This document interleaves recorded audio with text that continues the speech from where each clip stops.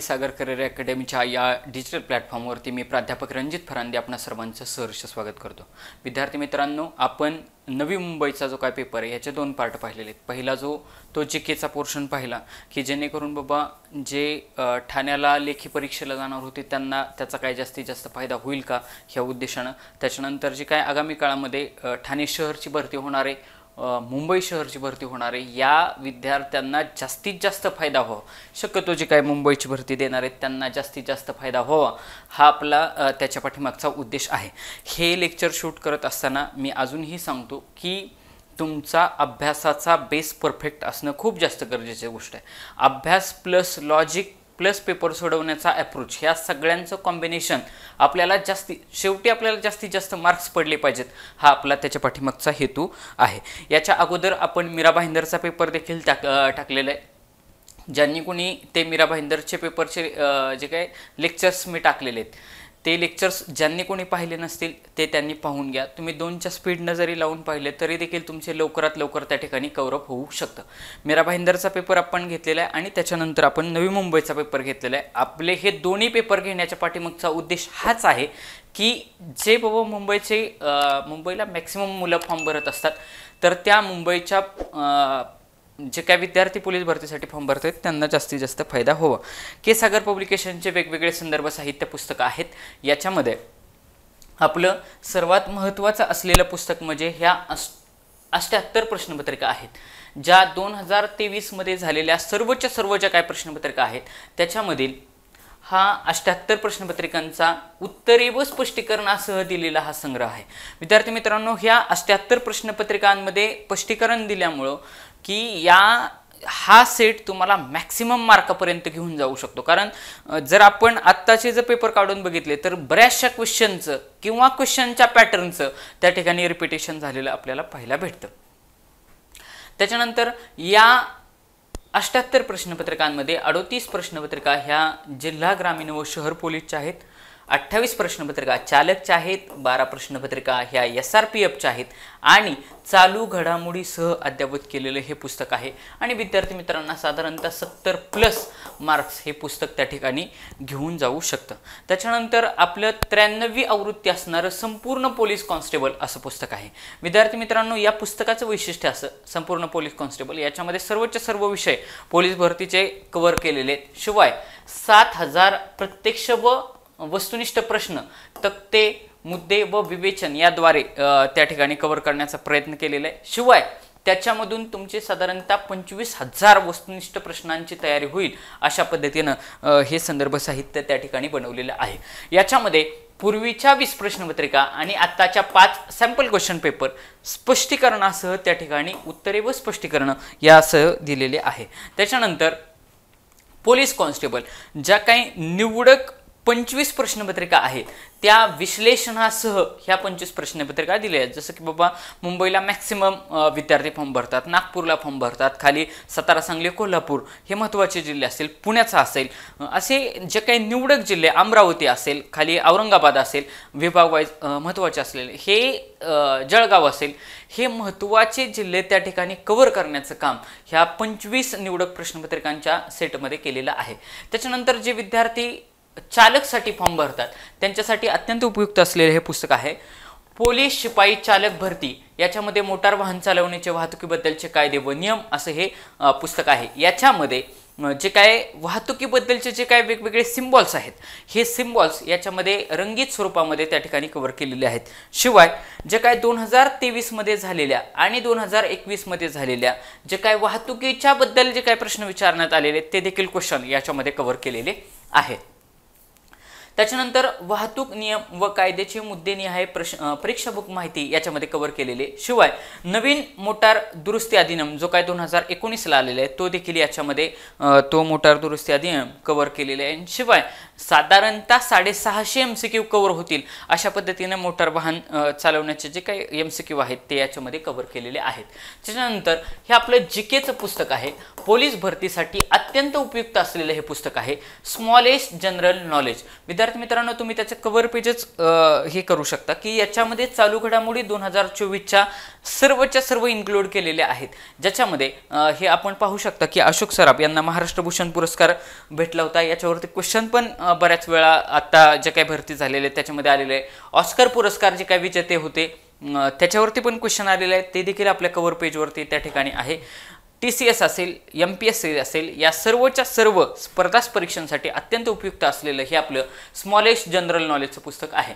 त्याच्यानंतर संपूर्ण मराठीचं आपलं पुस्तक आहे शब्दसंग्रह व व्याकरण। व्याकरणाबरोबर शब्दसंग्रह हा असणे खूप जास्त महत्त्वाचं आहे, कारण शब्दसंग्रहाला तेवढं त्या पद्धतीने आता वेटेज वाढत चाललेलं आहे।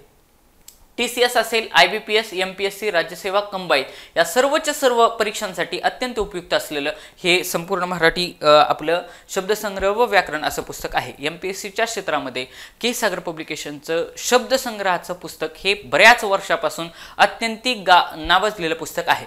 विद्यार्थी मित्रांनो याच्यामध्ये साधारणतः 1000 वाक्यप्रचार, 500 म्हणी या ठिकाणी ॲड केलेले आहेत। महाराष्ट्र शासनाच्या शिक्षण संचालनाकडून या पुस्तकाला सर्वोत्तम प्रकाशन असा दर्जा त्या ठिकाणी भेटलेला आहे। समग्र अंकगणित म्हणून प्रमोद हुमणे सरांचं आपलं पुस्तक आहे आणि त्याच्यानंतर संपूर्ण बुद्धिमत्ता हे देखील आपलं पुस्तक आहे। हे देखील पुस्तक बुद्धिमापनचं महाराष्ट्र शासनाच्या शिक्षण संचालनाकडून उत्कृष्ट पुस्तक म्हणून याला दर्जा भेटलेला आहे। आणि विद्यार्थी मित्रांनो आपला नवी मुंबईचा पेपर आपण डिस्कस करत होतो, त्याच्यामध्ये आपण GKचा पोर्शन घेतलेला आहे, त्याच्यानंतर मराठीचा एक पार्ट झालेला आहे आणि त्या ठिकाणी मराठीचा दुसरा पार्ट आज आपण त्या ठिकाणी पाहणार आहोत। 90व्या क्वेश्चन पर्यंत आपण त्या ठिकाणी पाहिलं होतं आणि 91 नंबरचा क्वेश्चन 91 नंबरच्या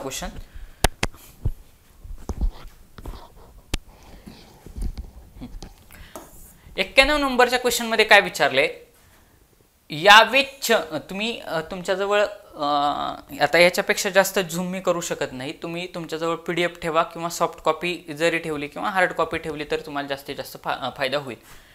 यावेच्छद्र दिवाकरी म्हणजे काय? आता थोडक्यात बघा, दिवाकर म्हणजे काय असतं? दिवाकर कोणाला म्हणतात? सूर्याला म्हणतात। कोणाला म्हणतात? सूर्याला म्हणतात। हिथं काय म्हणते? रात्री दिवे लावणार असं होईल का? ऑप्शन वरून गेलो। बारीक जरी शब्द फोडला असता तरी त्या ठिकाणी आपल्याला अर्थापर्यंत आपण पोहोचण्याचा प्रयत्न आपण करू शकतो। बघा, रात्री दिवे लावणे, रात्री पूजा करणे असे अर्थ होतील का? कारण दिवाकर म्हणजे सूर्य, त्यामुळे रात्रीचा संबंध येणार नाही। अनंत काळ टिकणारे आणि क्षणिक, अनंत काळ टिकणारे आणि क्षणिक, तुम्ही जर हे दोन ऑप्शन नीट बघितले असते तर ह्या दोन ऑप्शनवरून तुम्हाला असा अंदाज आला असता की हे दोन्ही ऑप्शन एकमेकांना कसे आहेत? विरुद्धार्थी आहेत। क्षणिक म्हणजे काहीच काळ टिकणार आणि अनंत काळ म्हणजे जास्तीत काळ, म्हणजे जोपर्यंत चंद्र आणि सूर्य आहेत। बघा, अनंत काळ टिकणार आपण कधी म्हणतो की जोपर्यंत चंद्र सूर्य आहेत तोपर्यंत। मग सूर्य, ह्या सूर्यवरून तर तुमच्या लक्षात आलं असतं की बाबा अनंत काळ टिकणाऱ्यामध्येच तर चंद्र आणि सूर्य असेपर्यंत याचा परामर्श येतोय।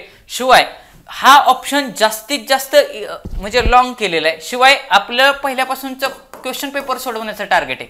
ऑप्शन नंबर 2 आणि ऑप्शन नंबर 3 या दोघांपैकी कोणाला तरी हिट त्या ठिकाणी करायचं। ऑप्शन नंबर 2 तर आपण काढलाच होता की बाबा रात्री दिवे लावणे असं तर काही दिसत नाही, कारण दिवाकर म्हणजे सूर्य असतो, यावरून ऑप्शन नंबर 2 काढला होता। ऑप्शन नंबर 3 अनंत काळापर्यंत टिकणारे नवीन शब्द त्या ठिकाणी विचारला होता, थोडा अवघड स्वरूपाचा होता, परंतु तुम्हाला मी सांगितलं की आपलं लॉजिक हे 100% चालतंच।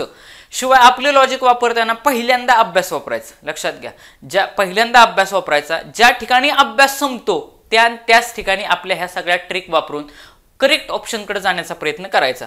पहिल्या ऑप्शनला तर आपण 100% माहिती असल्याशिवाय जात नाही, हे लॉजिक आपण सगळीकडे सेम ठेवायचं आहे।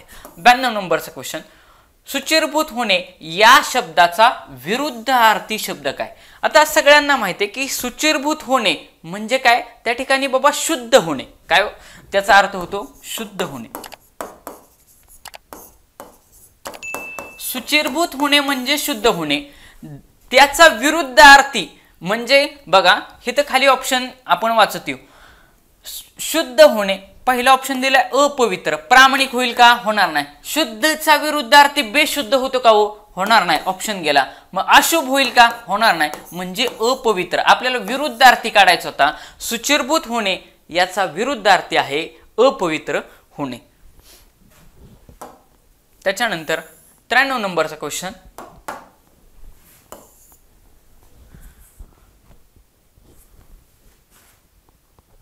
अडणीवरचा शंख म्हणजे काय? बघा, अडणीवरचा शंख म्हणजे काय?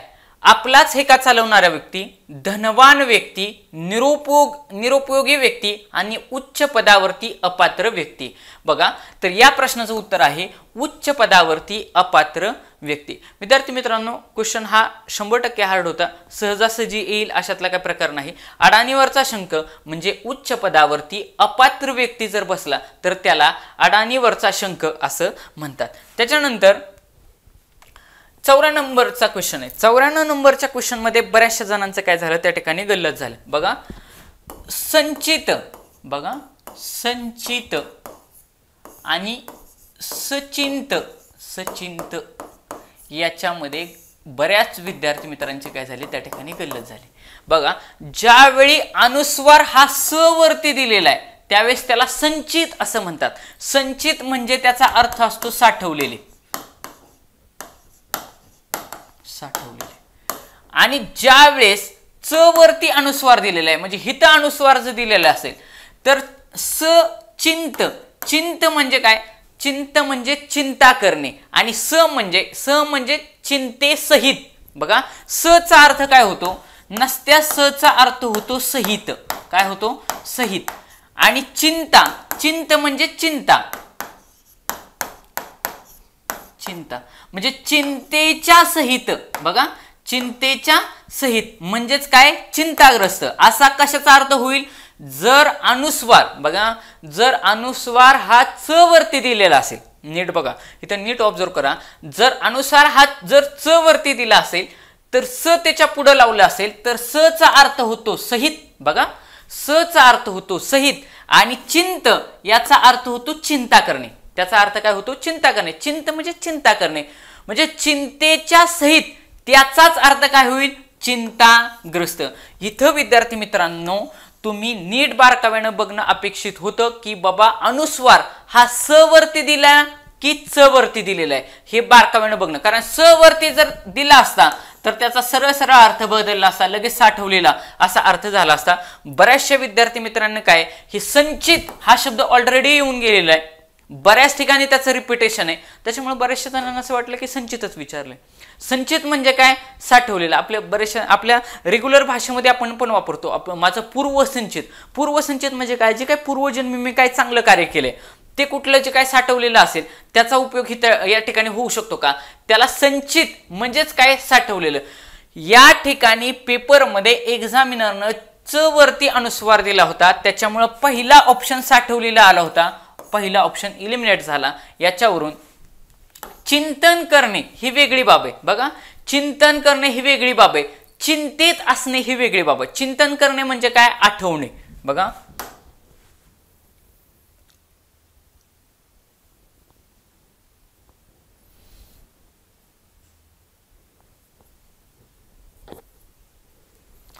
चिंतन करणे म्हणजे आठवणे, आपण म्हणतो मेमोरायझेशन, आठवणे. जे आपण आठवतो त्याला चिंतन करणे, मनन करणे असं पण म्हणतो. चिंतन करणे म्हणजेच काय, मनन करणे. चिंतन करणे, मनन करणे, आठवणे हे सगळे समानार्थी. चिंताग्रस्त म्हणजे काय, चिंतेसहित, त्याचा हा अर्थ झाला जर च वरती अनुस्वार आला असता तर. आणि जर अनुस्वार हा स वरती आला तर संचित म्हणजे साठवलेले. आपल्याला सचिंत विचारलं होतं, त्याचा अर्थ होतो चिंताग्रस्त. ऑप्शन नंबर 3 त्या ठिकाणी बरोबर उत्तर आहे. त्याच्यानंतर 95 नंबरचा क्वेश्चन, खालीलपैकी कोणता शब्द हा तत्सम नाही. बघा, आपल्याकडे 3 शब्द आहेत, तत्सम, तद्भव आणि देशी शब्द. तत्सम म्हणजे काय, तत्सम म्हणजे सरळ सरळ संस्कृत शब्द, म्हणजे संस्कृत शब्द. तत्समचा तद्भव होतो म्हणजे 100% उच्चारामध्ये फरक पडतो, उच्चारात फरक पडतो त्या ठिकाणी. म्हणजे जसं कर्णपासून, कर्ण हा काय आहे, तत्सम शब्द आहे. कर्णपासून कान, मरकट पासून माकड, मरकट, मरकट हा तत्सम शब्द आहे. मरकट पासून तद्भव शब्द काय होईल, माकड होईल, माकड. माकड. मग आता बघा आपल्याला काय सांगितलंय त्यांनी की खालीलपैकी कोणता शब्द हा तत्सम नाही. तत्सम नाही याचा अर्थ एक तर तो तद्भव असेल किंवा देशी शब्द असेल. बघा एक तर तो तद्भव असेल किंवा देशी असेल. मग तत्सम म्हणजे काय की बाबा सरळ सरळ असे 3 शब्द याच्यामध्ये दिलेले असणार की ते संस्कृत मधून जशाच्या तशा मराठी भाषेमध्ये घेतलेले असणार. मग आता बघा कोमल हा संस्कृत शब्द आहे. कोमल पासून आपला तद्भव शब्द काय होतो कोवळा. काय होतो कोवळा. त्याच्यामुळे हा ऑप्शन गेला, उत्तर येणार नाही. बल आपण म्हणतो बलाने युक्त संस्कृत शब्द आहे म्हणजे हाही ऑप्शन येणार नाही. घट घटला आपण मराठीमध्ये कमी झालं असं म्हणतो ना, घटलं असं म्हणत नाही आपण, कमी होणे हा आपला मराठी शब्द आहे. मग घट हा शब्द कसला आहे हा पण तत्सम शब्द आहे. पण ह्या ठिकाणी बाबा तुम्ही जर कळस हा शब्द वापरला असता तर आपण बघा बरेचसे आता विद्यार्थी मित्र आपण गावाकडचे आहेत. गावाकडे बघा उन्हाळ्याच्या दिवसामध्ये त्या ठिकाणी अखंड हरिनाम सप्ताह भरतो. आपण त्या सप्त्याला बरेचसे जण शाळेत असताना वगैरे ज्ञानेश्वरी वाचायला सगळे जातात. ही सगळी कृती आपण केलेली. किंवा आपण गुढीपाडवा त्या ठिकाणी साजरा करतो किंवा दिवाळीचा सण असेल त्या ठिकाणी पण लक्ष्मीपूजन असतं. त्यावेळेस आपण काय म्हणतो कलशाची पूजा करा. कलशाची बघा ज्यावेळेस ज्ञानेश्वरी पारायण असतं त्यावेळेस आपण काय म्हणतो कलशाची पूजा करा. किंवा आपल्या देवळावरती पण कलश पूजन असतं. बघा कलश म्हणजे कलश हा संस्कृत शब्द आहे. कलश हा संस्कृत शब्द आहे. संस्कृत शब्द आहे. संस्कृत शब्द आहे म्हणजे कलश हा कसला शब्द आहे तत्सम शब्द आहे. मला इथं ऑप्शन मध्ये काय दिलाय कळस दिलाय. कळस हा कलश पासून वेगळा झालाय म्हणजेच काय हा तद्भव शब्द आहे. कसला आहे तद्भव शब्द आहे. उद्या राहिलेल्या एखाद्या एक्झामसाठी म्हणजे मुंबईचा पेपर राहिलाय ठाण्याचा राहिलाय त्या ठिकाणी डायरेक्टली पण प्रश्न असा विचारू शकतात की कलश हा कसला शब्द आहे तर कलश हा तद्भव शब्द आहे. आणि मग मला क्वेश्चन मध्ये काय विचारलं होतं क्वेश्चन मध्ये मला विचारलं होतं की तत्सम शब्द नाही याचाच अर्थ या प्रश्नाचं उत्तर ऑप्शन नंबर 4 कलश हा तत्सम शब्द नाही हे या ठिकाणी लक्षात घ्यायचं आहे. पुढचा क्वेश्चन 96 नंबरचा क्वेश्चन.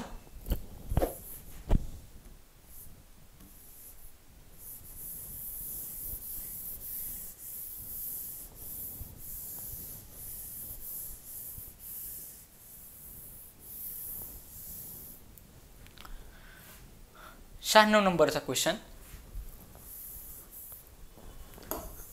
शुद्ध लेखनाच्या नियमानुसार योग्य शब्द ओळखा. बघा शुद्ध लेखन वरती क्वेश्चन विचारलाय. बऱ्याचशा जणांना हा क्वेश्चन त्या ठिकाणी जमलेला नाही. परंतु मी तुम्हाला एक सांगतो की बाबा जो मुंबईचा पेपर होता नवी मुंबईचा पेपर हा साधारणतः एक 90 मार्क घेण्यासारखा पेपर जरूर होता. आणि तुम्हाला मी सांगितले 22-22चं टार्गेट आहे. 22 चोक 88 तेवढे जरी लेखीला पडलेला तरी 100% क्वालिफाय होतो. इकडं 88 आणि ग्राउंडला 45 घेण्याचा प्रयत्न करायचा. मी म्हणतो अगदी 42 जरी पडले 8 आणि 2 10 हात चाल 1 8 आणि 4 12 आणि 1 13 130 मार्क म्हणजे 100% मेरिटमध्ये पोरगो क्वालिफायच होतो.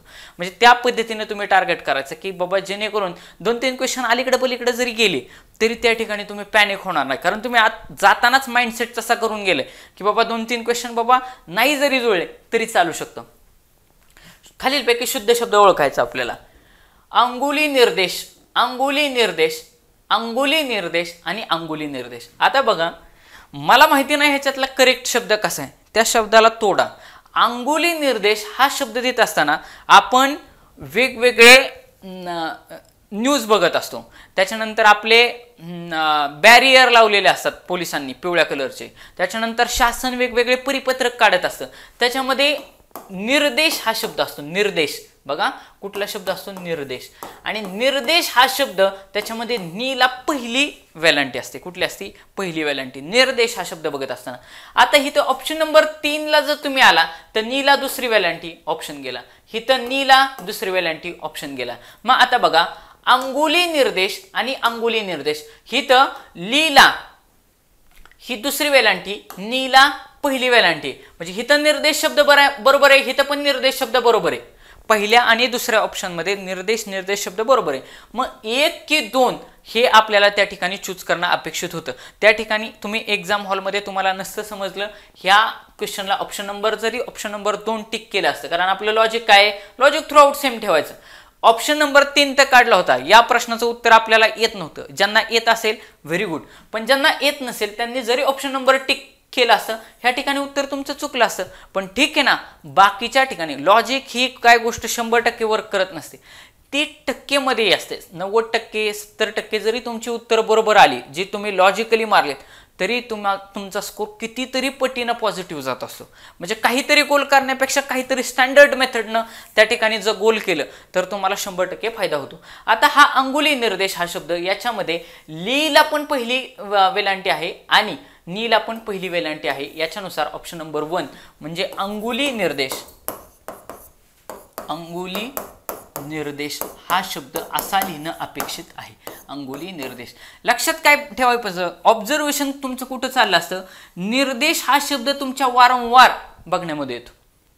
निर्देश, निर्देशांकामध्ये पण निर्देशांक ह्याच्यामध्ये पण नी पहिली आहे, नी पहिली आहे. निर्देशांक आपल्याकडे वेगवेगळे आपण इंडेक्स पाठ करतो ना, लोकशाही निर्देशांक, त्याच्यानंतर शांतता निर्देशांक, त्याच्यानंतर तो आपला ह्युमन डेव्हलपमेंट इंडेक्स, त्याला मानव विकास अहवाल, मानव विकास निर्देशांक असं पण. त्यामुळे निर्देशमध्ये नीत पहिले आहे एवढं आपल्या लॉजिकली बघण्यातनं कळायला पाहिजे होतं. म्हणजे जे काही सगळं आपण बघत असतो ते आपलं ॲप्लिकेशन होणं खूप जास्त गरजेचं आहे. याच्यावरून नी हिथं दुसरा दिला, हिथं दुसरा दिला, हे 2 ऑप्शन गेले. ह्या 2 मध्ये उत्तर आहे, ह्या 2 मध्ये एक ऑप्शन मारणं गरजेचं होतं. ऑप्शन नंबर 1 ला या ठिकाणी उत्तर ठेवलेले, 2 ला जरी तुम्ही मार्क केलं असतं आपल्या लॉजिकप्रमाणे ठीक आहे, या ठिकाणी आपल्याला 0 मार्क भेटले असते. परंतु दुसऱ्या कुठल्या ना कुठल्या तरी ठिकाणी 2 आणि 3 तुम्हाला मार्क मिळवून देतातच. आता 97 नंबरचा क्वेश्चन आहे बघा. खालीलपैकी अयोग्य जोडी ओळखा, खालीलपैकी अयोग्य जोडी ओळखा. कोंड्याचा मांडा, कोंड्याचा मांडा म्हणजे वाईटातून चांगली घडवण्याची कृती. म्हणजे काय, कोंडा म्हणजे बघा आपल्याकडे एक ही दोन्ही पण शब्द मराठीत बरं का. मांडा हा एक पदार्थ आहे बघा. तुम्ही तुमच्या घरी आईला गेल्यावरती विचारा की आई अगं मांडा काय प्रकार असतो का, तर मांडा एक पदार्थ असतो, म्हणजे भाकरीसारखाच असं थापून तो मांड्याचा पदार्थ केला जातो. कोंडा काय की आपली आई ज्यावेळेस पीठ चाळत असते, मग गव्हाचं पीठ चाळू, बाजरीचं चाळू किंवा कसं ज्वारीचं चाळू, चाळल्यानंतर खाली पीठ पडतं आणि मग राहिलेलं बघा असं थोडं लालसर कलरचा असा भुस्या टाईप शिल्लक राहतं, त्याला आपण कोंडा म्हणतो बरोबर का नाही. ती कोंडा आई काय करत असते, टाकून देत असते, टाकून देत असते. मग टाकून दिल्यानंतर मग कोंडा टाकून देते म्हणजे कोंडा चांगली गोष्ट असेल का, म्हणजे राहिलेल्या पिठाची भाकरी करते आणि कोंडा टाकून देते म्हणजे कोंडा कशी वाईट आहे, म्हणजे थोडक्यात चांगला नाही हा. आणि मांडा म्हणजे खायचा पदार्थ आहे. आता या बरं इकडं, कोंड्याचा मांडा करणे म्हणजे वाईटातून, वाईट काय आहे कोंडा, मांडा म्हणजे एखादी चांगली गोष्ट आहे. शब्दशः अर्थ घ्यायचा नसतो पण बघा तिथं अर्थ लागतो की नाही. कोंड्याचा मांडा करणे म्हणजे वाईटातून काहीतरी चांगलं घडवण्याची कृती करणे. 100% बरोबर आहे. ऑप्शन नंबर 1 बरोबर आहे. मला अयोग्य काढायचंय बरं का, मला अयोग्य काढायचंय. त्याच्यानंतर खडाष्टक ऑलरेडी बऱ्याच वेळा विचारलेले आहे, PYQ आहे, MPSC ला विचारले, बऱ्याचशा ठिकाणी हे विचारले. खडाष्टक म्हणजे काय, खूप जोराचं वैर असणं किंवा खूप जोराचं भांडण होणं, म्हणजे हाड वैर असणं म्हणजे खडाष्टक असणं. ही पण बरोबर आहे. ठीक आहे, जरी आलं नसतं होल्ड करून पुढे चाला. गाजर पारखी चांगली पारख असलेली व्यक्ती. आता मला सांगा, हे ऑलरेडी बऱ्याच एक्झामला PYQ म्हणून विचारलेलं आहे. तुम्ही कुठलं जरी पुस्तक काढलं तरी त्याच्यामध्ये गाजर पारखी हा शब्द, जे अलंकारिक शब्द आहेत, या अलंकारिक शब्दामध्ये गाजर पारखी हा शब्द दिसतो. मग जर गाजर पारखी म्हणजे कसलीच पारख नसलेल्या त्या व्यक्तीला काय म्हणतात, गाजर पारखी म्हणतात. मला इथं काय म्हणते, गाजर पारखी म्हणजे चांगली पारख, आणि गाजर पारखी म्हणजे ऍक्च्युली कसा असतो, कसलीच पारख नसलेला, कसलीच पारख नसलेला व्यक्ती.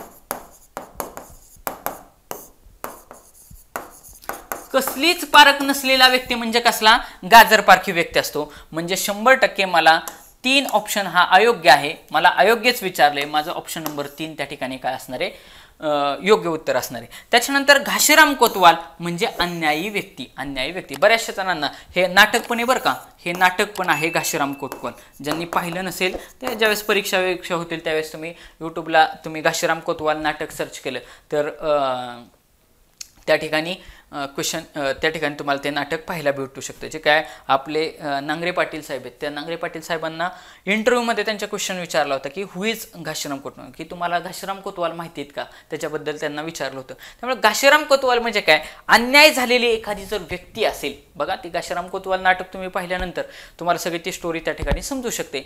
तर ही जे काय अन्याय झालेली एखादी जर व्यक्ती असेल तर तिला घाशीराम कोतवाल असं म्हणतात. मग या प्रश्नाचा उत्तरावरून बाकीचे, आता आपलं काम काय, आपलं काम एवढंच आहे की बाबा ज्यावेळेस आपल्या बाकीच्या परीक्षा होणार आहेत, बाकीच्या परीक्षा होत असताना आपण त्या ठिकाणी हे बाकीचे ऑप्शन करून जाणं गरजेची गोष्ट आहे. म्हणजे कोंड्याचा मांडा करणे म्हणजे वाईटातून चांगली घडवणे, खडा अष्टक म्हणजे हाडवैर असणे, गाजर पारखे म्हणजे कसलीच पारख नसलेला व्यक्ती. म्हणून ह्या प्रश्नाचं उत्तर ऑप्शन नंबर 3 घाशीराम कोतवाल म्हणजे अन्यायी व्यक्ती. त्याच्यानंतर 98 नंबरचा क्वेश्चन, 98 नंबरचा क्वेश्चन,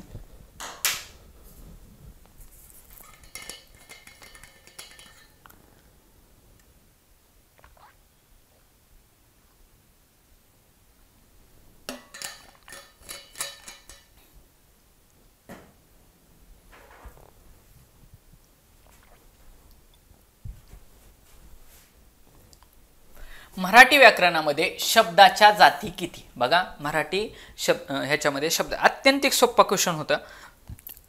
आपण थोडं रिव्हिजनच्या अँगलनं घेऊ. बघा शब्दांच्या जाती किती आहेत, शब्दांच्या जाती आहेत 8. किती आहेत, 8. त्याच्यातल्या 4, बघा त्याचे 2 गट पडतात. त्याच्यातल्या 4 आहेत विकारी आणि 4 आहेत अविकारी. बघा 4 आहेत विकारी आणि 4 आहेत अविकारी.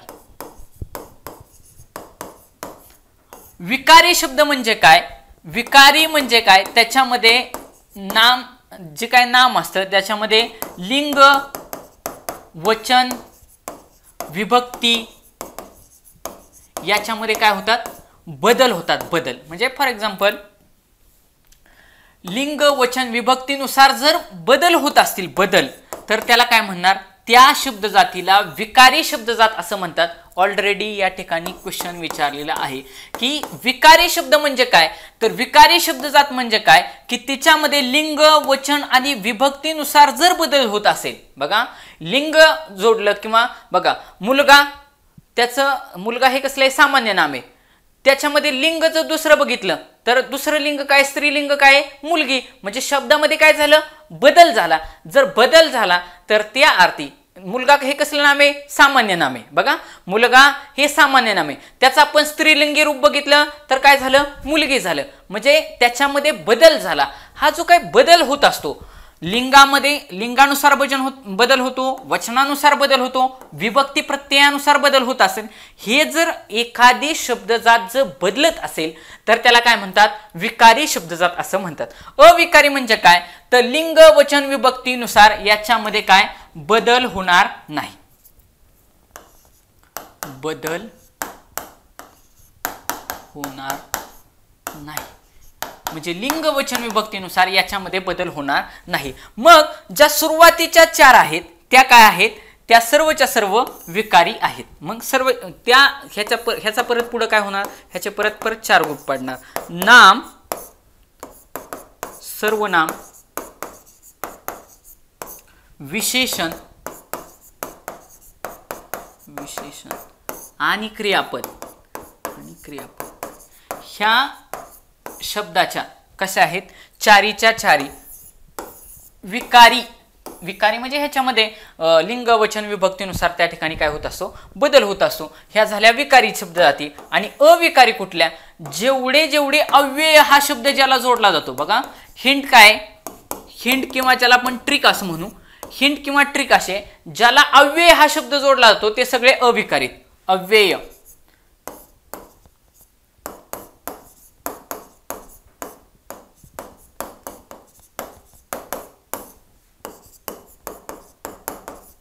अव्यय हा शब्द जोडला जाणारे सगळे काय आहेत, अविकारी आहेत. मग आता कुठले कुठले अव्यय हा शब्द मराठीमध्ये कशा कशाला जोडला जातो बघा. त्याचे पण परत किती प्रकार पडतात, त्याचे पण 4 प्रकार पडतात. असे किती होणार, 8 होणार. मग बघा केवल प्रयोगी अव्यय, बघा केवल प्रयोगी अव्यय. मग अव्यय म्हणजे काय की त्याच्यामध्ये बदल होत नाही. ज्याला अव्यय हा शब्द जोडला जातोय तो 100% अविकारी. अविकारी म्हणजेच काय, लिंग वचन आणि विभक्तीनुसार त्याच्यामध्ये बदल होणार नाही. मग केवल प्रयोगी अव्यय. त्याच्यानंतर पुढचा उभयान्वयी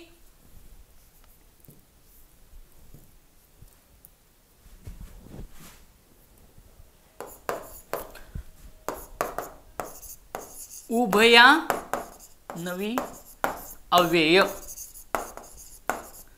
पुढचा प्रकार काय येईल,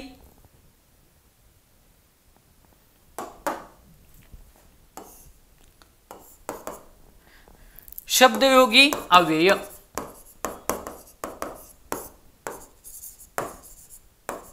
आणि क्रियाविशेषण अव्यय.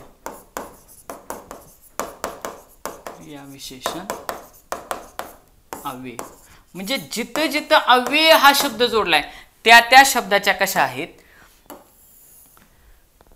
नाम सर्वनाम विशेषण आणि क्रियापद. ह्या नाम सर्वनाम विशेषण आणि क्रियापद ह्या शब्दाच्या जाती किती, शब्दाच्या जाती झाल्या 8. शब्दाच्या जाती किती, शब्दाच्या जाती आहेत 8.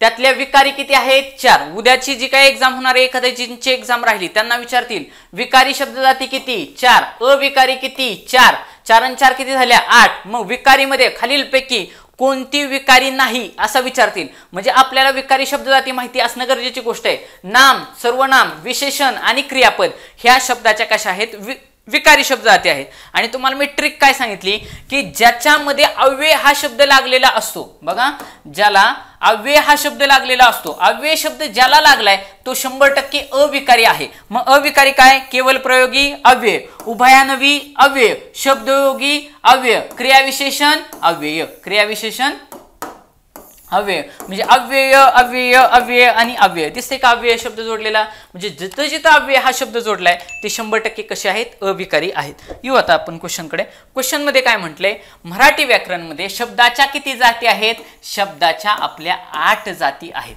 मग 12 14 आणि 12 काय आहेत, 14. पहिले पूर्वी 12 स्वर होते, आता किती झालेत, 14 स्वर झालेत. 14 स्वर झालेत का, कारण त्याच्यामध्ये आणि ॲ आणि अ हे 2 स्वर त्या ठिकाणी ऍड केलेले आहेत. पहिले स्वर किती होते, पहिले होते 12, ॲ आणि ऑल. कारण बॅट आणि बॉल हे शब्द बसत नव्हते म्हणून बॅट आणि बॉल. बघा बॅट मध्ये हा ॲ दिसतोय का नाही, आणि बॉल मध्ये अ दिसतोय का नाही, अ. म्हणजे बॅट आणि बॉल हे शब्द बसत नव्हते म्हणून 2 स्वर त्याच्यामध्ये ऍड केले, ॲ आणि अ. म्हणजे असाही क्वेश्चन विचारला जाऊ शकतो की मराठी व्याकरणामध्ये आता स्वर किती आहेत, 14 आहेत. पहिले किती होते, 12 होते. कुठले 2 ऍड केले, ॲ आणि अ ऍड केले. ओके. 34 पहिली काय होती, व्यंजने होती. काय होती, व्यंजने होती. असं ती वर्णमालेवरती त्या ठिकाणी क्वेश्चन जर विचारला वर्णमाले होते तर त्या ठिकाणी तुम्ही करणं अपेक्षित गोष्ट आहे. वर्णमालेवरती क्वेश्चन विचारला जातो. पुढचा क्वेश्चन, खालीलपैकी कोणता पदार्थवाचक नाम आहे. पदार्थवाचक नाम म्हणजे काय की ज्याला लिटर मीटर किलोग्राम मध्ये सगळे मोजले जातात. आता मला सांगा हिमालय हे कसलं नाम आहे हो, सगळ्यांना माहिती. इथं नामावरती एकदम बेसिक क्वेश्चन विचारलाय. हिमालय हे विशेष नाम आहे. कसलं नाम आहे, विशेष नाम आहे. कसं काय विशेष नाम आहे, कारण हिमालय काय आहे, हिमालय हा पर्वत आहे. हिमालय काय आहे, पर्वत आहे. आणि पर्वत हे सामान्य नाम आहे.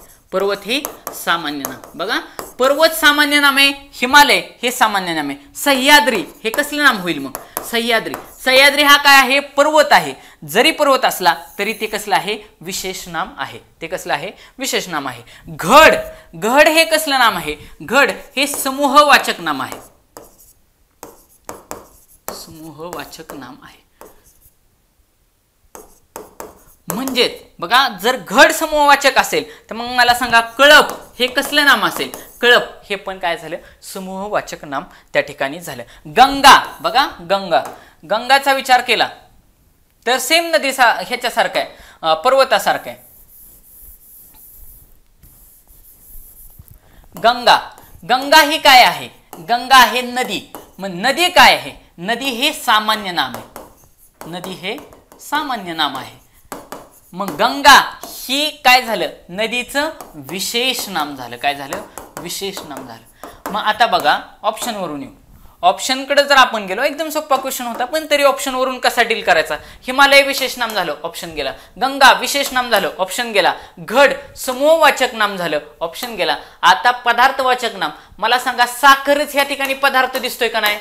साखरच पदार्थ दिसतोय का नाही? मग कापड हे कसलं नाम असेल? कापड पण कसलं झालं? त्या ठिकाणी पदार्थवाचक नाम झालं. ऑप्शन नंबर 3 ह्या प्रश्नाचं उत्तर राहील. बघा तुम्ही मॅक्सिमम 2-2-3 ठिकाणी त्या ठिकाणी उत्तर असण्याचा प्रयत्न केलेला असतो एक्झामिनरनं. 100 नंबरचा क्वेश्चन.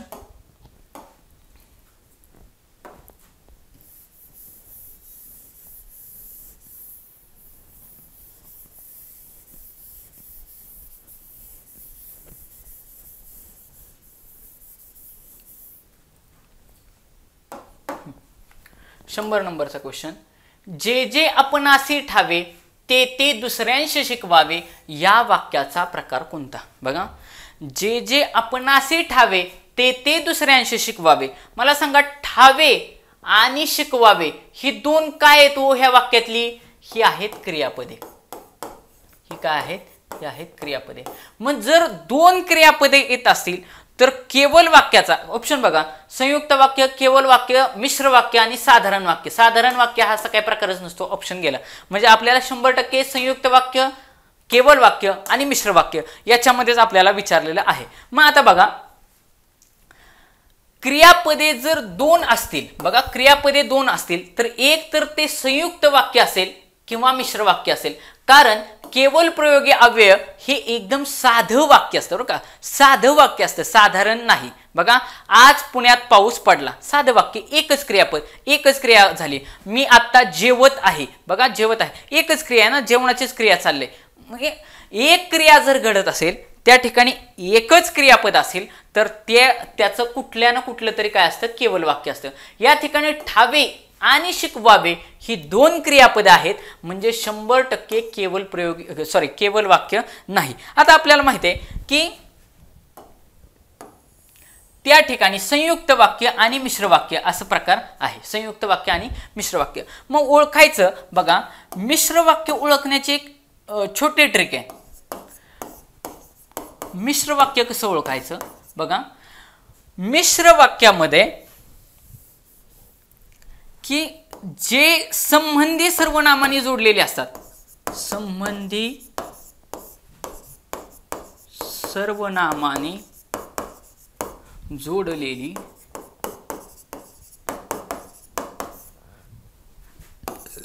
सर्व वाक्य ही मिश्र वाक्य असतात. ही मिश्र वाक्य असतात.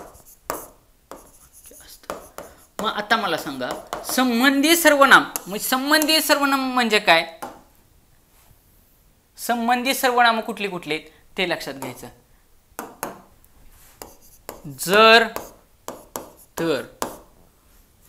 जर तो सहलीला आला तरच मी सहलीला जाईल. जेव्हा तेव्हा पाऊस पडेल तेव्हा आम्ही पेरणी करू. जर तर जेव्हा तेव्हा, जेथे तेथे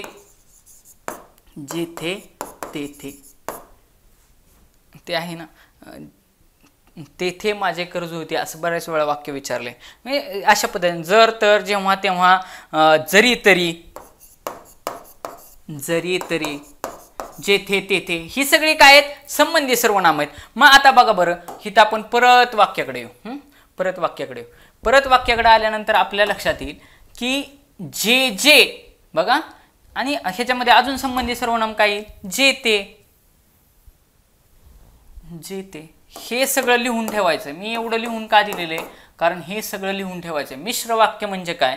तर मिश्र वाक्य म्हणजे संबंधी सर्वनामाने जोडलेली जे काय वाक्य असतात ती सर्वच्या सर्व कशी वाक्य असतात, ती सर्वच्या सर्व मिश्र वाक्य असतात, मिश्र वाक्य असतात। मग ती संबंधी सर्वनामं कुठली, तर ही ती संबंधी सर्वनाम, जर तर जेव्हा तेव्हा जे ते तेथे जरी तरी जे ते, ही सगळी काय आहेत, संबंधी सर्वनामं आहेत। असं जर वाक्य जोडलेले असतं तर 100% वाक्य ते मिश्र वाक्य असतं। तुम्हाला मी विद्यार्थी मित्रांनो सांगतो 90% वाक्य, काय मी सांगतोय 90% वाक्य एक्झामला विचारले ते एवढ्यावरतीच, एवढ्या पॅटर्नवरतीच विचारले। ही सगळ्यात लक्षात ठेवण्याची सोपी ट्रिक आहे, सोपी ट्रिक आहे किंवा हिंट आहे की बाबा जेव्हा ही जरच्या पुढे तर पाहिजे, जेव्हा तेव्हा जेथे तेथे जरी तरी जे ते असं जर जोडलेले दिसत असेल तर 100% त्या ठिकाणी बघा 100% त्या ठिकाणी काय असणार आहे, मिश्र वाक्य असणार आहे। मग आता इथे बघा जे जे आपणासे ठावे ते ते दुसऱ्यांशी, जे ते तेने जोडले का, म्हणजे 100% हे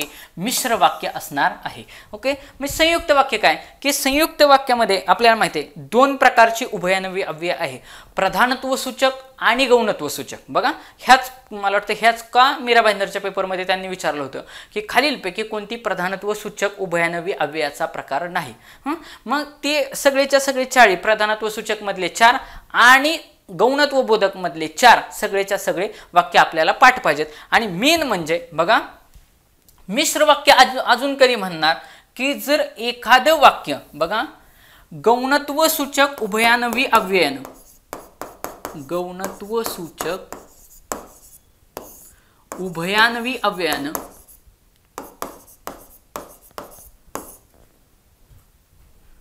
अव्ययन जे काय वाक्य जोडलेले असणार ते सगळेच्या सगळे कसे असणार, मिश्र वाक्य असणार। गौणत्व सूचक उभयान्वी अव्ययानं जोडलेले वाक्य मिश्र वाक्य असणार आणि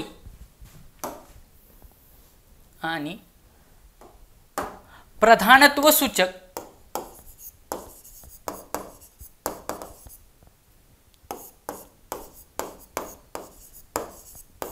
उभयान्वी अव्ययानं जोडलेले वाक्य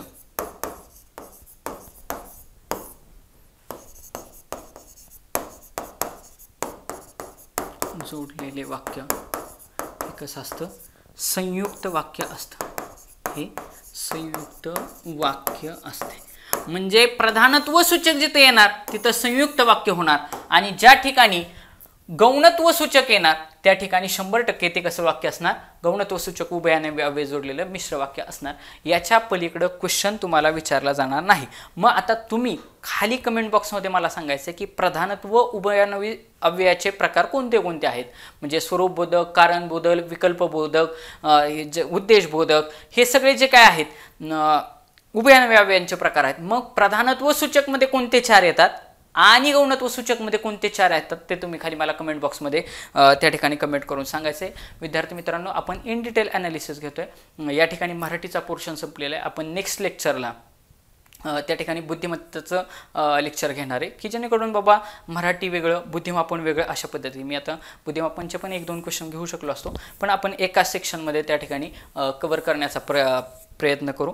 आपण याच्या नंतरचं जे काय सेशन होणार आहे, आता मराठीचे 2 झाले, जीकेचं पूर्ण एका सेशनमध्येच आपण कव्हर केलेलं आहे, त्या पद्धतीने मराठीचे 2 सेशन झाले, त्याच्यानंतर आपण बुद्धिमत्ता आणि त्याच्यानंतर अंकगणित अशा पद्धतीने जाणार आहे। याचा उद्देश आपला हेच आहे की आपल्या जे काय विद्यार्थी मित्र ज्यांनी मुंबईला फॉर्म भरला आहे, मुंबईला खूप जास्त जण फॉर्म भरत असतात आणि खूप जणांची इच्छा असते मुंबई पोलीसमध्ये त्या ठिकाणी सिलेक्शन व्हावं, त्या विद्यार्थ्यांना जास्तीत जास्त फायदा झाला पाहिजे। त्याच्यामुळे जर तुमचा कोणता मित्र त्या ठिकाणी मुंबईची पोलीस भरती करत असेल तर त्याच्यापर्यंत हे जरूर पोहोचवा।